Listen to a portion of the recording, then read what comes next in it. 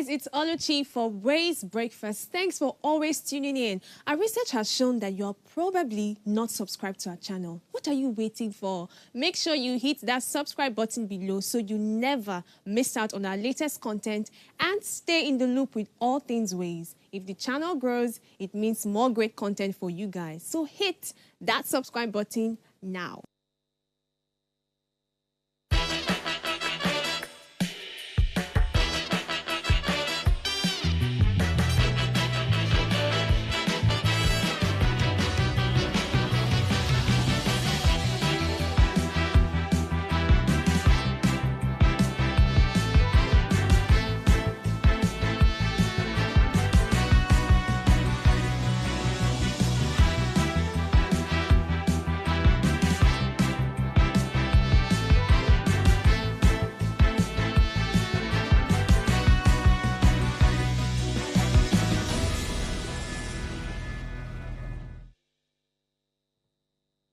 Hello and welcome to What Are You Saying?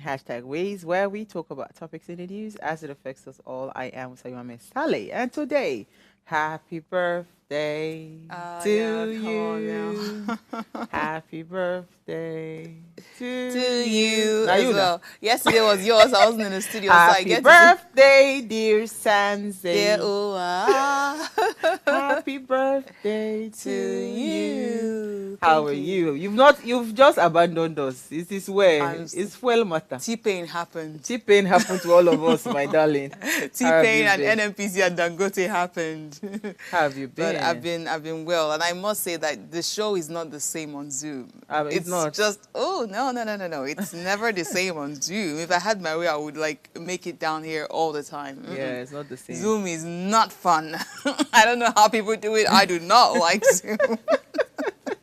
So tell me, how is it? So I said to some people yesterday that for me, this year, it was just a birthday to just reflect on a lot of things. Yeah. So how is your +1?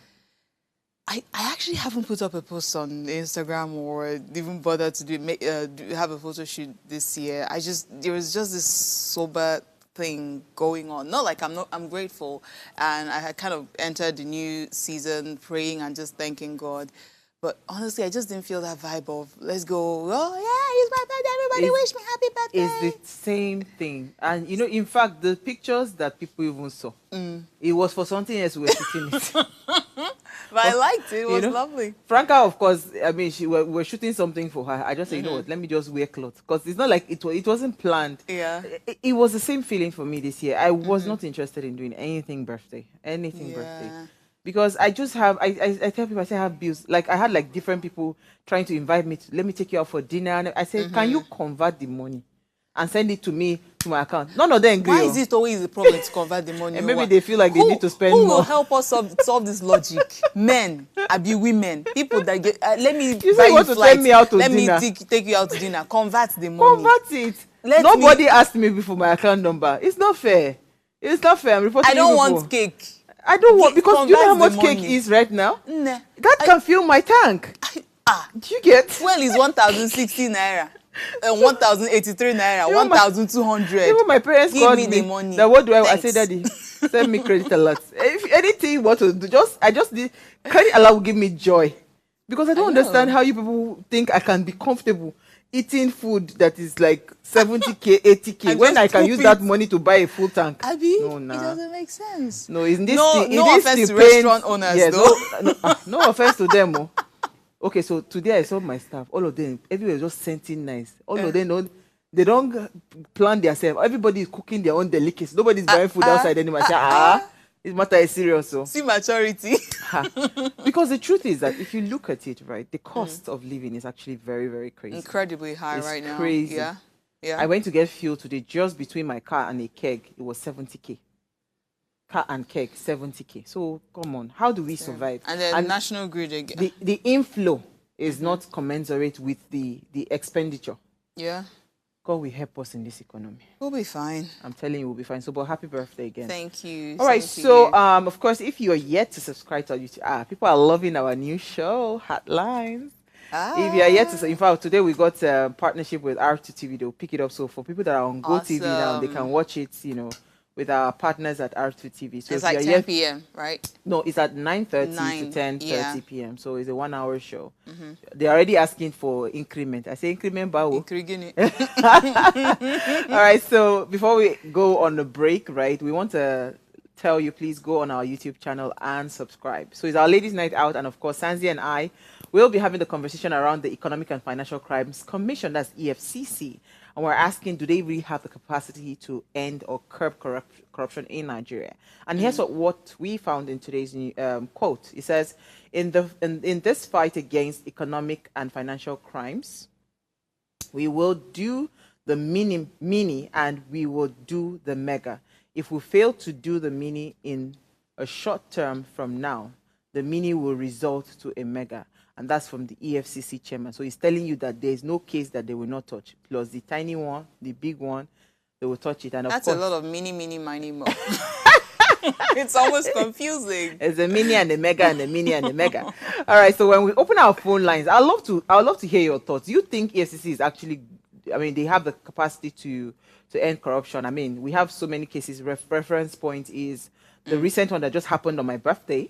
4th of November, the governor of the ex-governor of Delta State, Okowa, that was detained after he went to the EFCC upon their invitation. So that's the conversation. So would love to hear your thoughts on this. But first, let's run off on a break. When we come back from that break, we want to see what we found in today's news.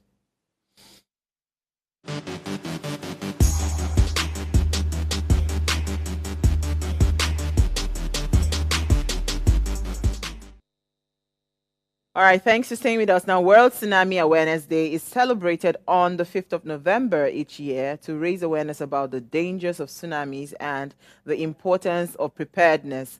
Established by, of course, the United Nations in 2015, this day commemorates a historical event in Japan when local leaders, Hamaguchi Goyo, saved his village from tsunami by alerting residents to evacuate.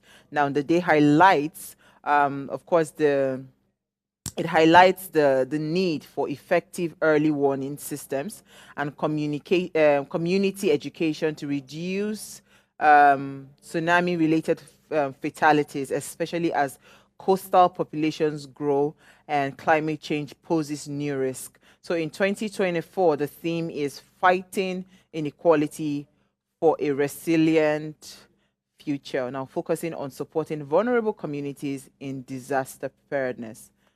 Tsunami. Tsunami flooding. We've been getting a lot of that this year, not just in Lagos, but in Spain. And I remember the one in Florida where they had flooding up to 9 feet high. And then the recent disaster that happened in Spain. Well, I don't know what the reason why they say it's climate change and ecology and the funny thing, when people are talking climate change, I think like maybe we should be intentional about, because climate change was a buzzword and it was just a big word that people didn't understand. Yeah. Like the heat wave we are facing, like the way you are feeling, this is not how the weather used to be. So all this kind of like, if you break it down into things that people can literally relate with, maybe there will be a lot more consciousness when it comes to issues around climate change and climate-related issues. I'm telling you, it will do a whole lot of good. All right, so Sanzi, what did you find for us in the news? National Grid is in the news. I can't even wait to talk about You'll this be waiting for that. It has collapsed again today, Tuesday. Why does it have to be on my birthday? I was planning to go home and sleep and have... You people are going to make me burn generator again this night. Why? So it collapsed today about what time was it? 1:39 p.m. And the thing is, as of 1 p.m., the power generation was 2,711 megawatts, having previously peaked at 3,631 megawatts. And earlier in the year, sometime at the peak of the rainy season, they were bragging. Adelabu, Minister of Power, was, giving us information that Nigeria has been able to hit 5,000 watts. And I remember thinking, okay, dry season is coming. That's when we will know the real deal, because there's always more power supply during rainy season. But now, I saw, they resuscitated that video. The one that two power, what do they call those things? The one that holds the power cables. No, the power cable. Poles, yeah. Okay. But the metal ones. I forget the name now. They were doing the skipping rope, and the one in the middle was skipping. You know, it was one animated thing that they did when the grid collapsed. Yeah. So they brought back the video again, you know, and it was doing the skipping rope and the grid was busy skipping. Crazy But thing. this is just sad, though. What sad. really is going... And you know what hurts even more is there are countries that are borrowing our dam, or we're supplying electricity. Cameroon, I'm not sure if Benin Republic is there, but Ghana is on the list. And these people can vouch for like constant electricity. Meanwhile, Nigeria, who are now the suppliers, we're having national grid. And TCN, really, what is this thing I'm hearing about the cable being like over 30 years old, and so far they haven't done So I was just going to say work. to you that, in all fairness, I've spoken to a lot of people, and I think I'm going to revisit that conversation with the people, especially the generators, the Gencos. They are generating. I think the challenge we have with power is the transmission. Do you understand? It's at the transmission level, because if it is to generate the power, these people are generating. They don't even know where to push the thing to. They are generating, but these transmission guys do not have the capacity, you understand, to receive what is being generated to transmit. So maybe it is as a result of maybe outdated or archaic what's it called, power lines. No, infrastructure. Okay. So it's possible that we do not have that infrastructure, but this is where why it was privatized and all of these things. So what exactly? I really don't understand why we cannot solve power problem in this country. I don't know it. And also, why does metering have to be such a huge headache? Like supply. Do you know, as of right now, it's just about a little above 12 million Nigerians that are metered out of over 200 million people. That's why you make all of us, turn all of us into band A. We'll now be the one carrying the charge. Meanwhile, you can just spread it out and everybody is comfortably in band A and not spending as much in electricity. It's just sad. Okay, yesterday I took a story. Oluwa. I took a story about some road dogging. I didn't understand. So Marianne was saying, I do not get it. Are the women not scared? You're road dogging a man. I didn't understand. Until I saw videos. I say, yeah. Okay. So in line with the sex tape scandal in Equatorial Guinea, right, the government has said that they're going to install surveillance cameras in offices. So the vice president of Equatorial Guinea, Teddy Nguema, has announced plans to install surveillance cameras in all state body offices. This sweeping measure is part of an ongoing effort to ensure strict adherence to public service laws and combat misconduct amongst officials. Of course, the report was that the country's Director General National Financial Investigation Agency in Equatorial Guinea, that is the Baltasar Ngonga, Abi? That's how to pronounce it. Ngonga. It looked like a Ngonga. He was arrested for allegedly recording over 400 sex tapes of the wives of notable people in the country. So the scandal emerged in the course of the fraud investigation against the economist, which resulted in the search of his house and office on impromptu notice. So that was how come they came about these sex tapes with different married women. So in fact, hey, God, I beg. When I watched the video this evening, I say, yeah, these women, it's not like it was hidden camera. They wait for him. He will set the camera. What boldness do you have? You don't fear. You're not even worried about your family. You're not worried about your children. What they concern, husband can even, you can literally divorce. But you're not worried about your children. You're not worried about, come on. I mean, there's a height of irresponsibility. And let me tell you something. It is not only this man. Do you know that silently, low-key, men are hailing him? They even did a superhero cape and everything, put six-pack, everything for the guy. No way. Men are hailing him. Because I don't understand how you are now that I watched the video, the name now resembles the Egunga. 5 horsepower. So, but I don't subscribe to the idea of putting CCTV cameras in their offices, right? Yeah. Because I feel like except if it is a open workspace, if it's an enclosed office and it's supposed to be one person in that office, I don't see the need to put CCTV cameras in those offices, right? Because there's no privacy anymore.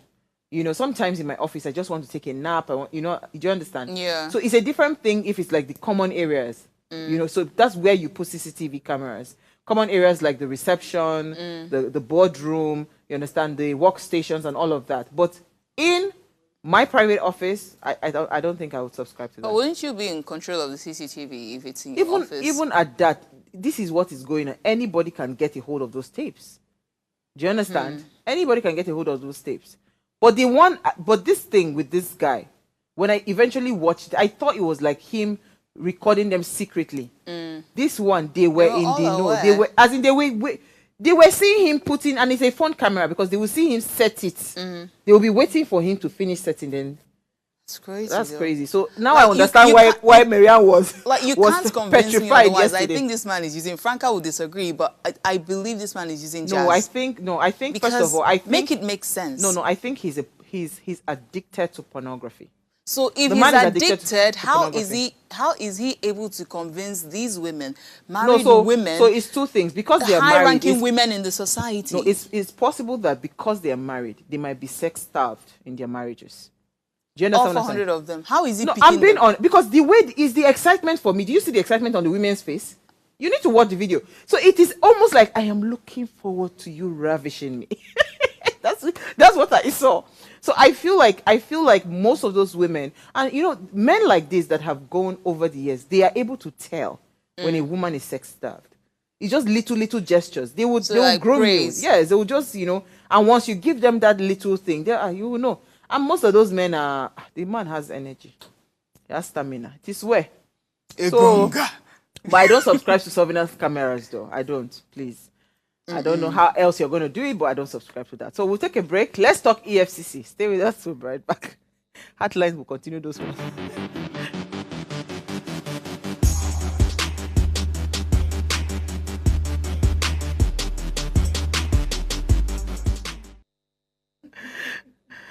All right, thanks for staying with us. Now, tonight on the show, we're talking about the Economic and Financial Crimes Commission and whether it can truly end corruption in Nigeria. So the EFCC has faced significant scrutiny regarding its effectiveness in combating corruption in Nigeria. Now, recent events involving high-profile political figures, of course, like the former governor of Delta State, Ifeanyi Okowa, and the controversies surrounding Lagos State Governor Babajide Sanwo-Olu highlights the ongoing challenges that the EFCC faces in its anti-corruption mandate. Now, additionally, of course, you recall the situation with former Kogi State Governor Yahaya Bello, and that then adds another layer to the discussion about the agency's credibility.